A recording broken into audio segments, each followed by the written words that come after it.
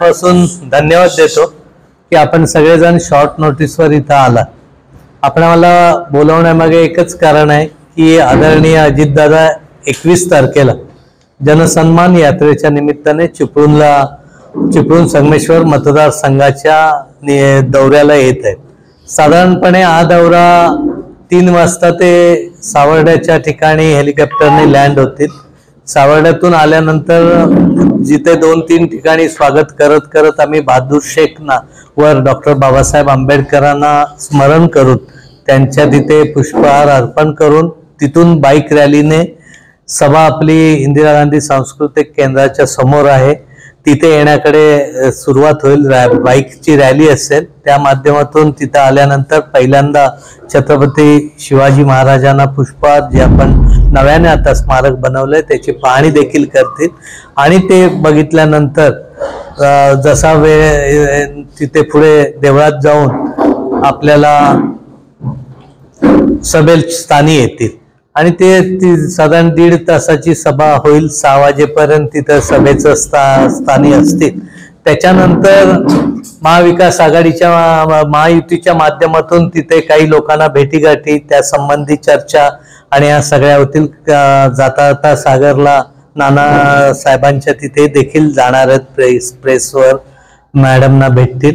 त्यानंतर मुस्लिम समाजाच्या हॉलला देखील त्यांची व्हिजिट आहे आणि तिथून 7 वाजता माटे सभागृहामध्ये वेगवेगळ्या संघटना आहेत, वेगवेगळे लोक आहेत, वेगवेगळ्या पक्षाचे लोक आहेत.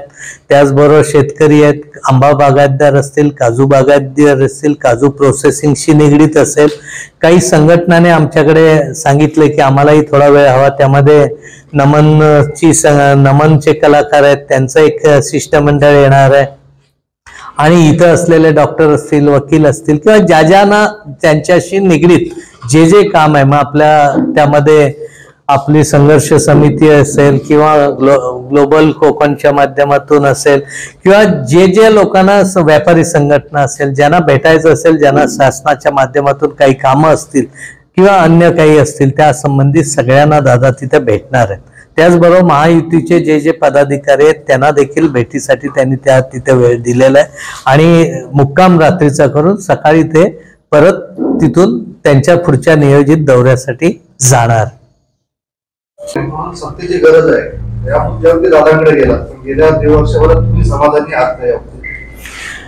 निश्चितपणे नुसता विकासापुरता मर्यादित नव्हतं तर अजितदादांचं नेतृत्व हे पुऱ्या महाराष्ट्राला खूप मोठं गरजेचं आहे. तुम्ही बरेच जण दादांशी जवळून येऊन दादांना बरेच जण दादा काय हे कळायला थोडा वेळ जाईल कारण दादा इतका काम करणारा तुम्ही कधी मी कोणाशी कंपेअर कधीच करणार नाही. पण 6 वाजता गेलात ते दादा 150 लोकांचं काम तिथं दादा उठून करत असतात. आता तुम्ही म्हणाल उठले तर काय झालं असंही म्हणणार आहे. तो त्याचा भाग आहे कारण बाकी ठिकाणचे अनुभव कसे असतात काय असतात ते ज्याला त्याला ज्याच्या त्याच्या.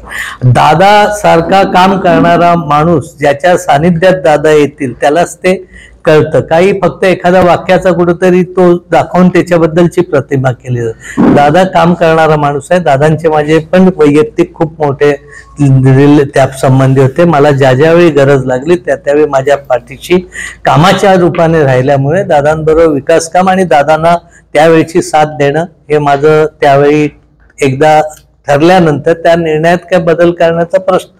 Okay sir